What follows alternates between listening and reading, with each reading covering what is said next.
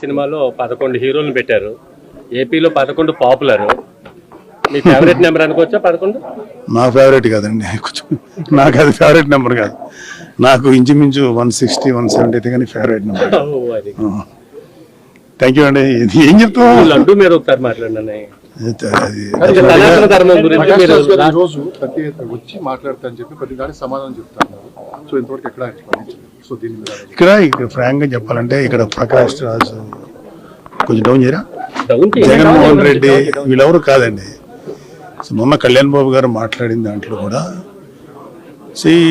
ఇవాళ సనాతన ధర్మం, దానిలో గాడ్ అనేది ఒక భాగం.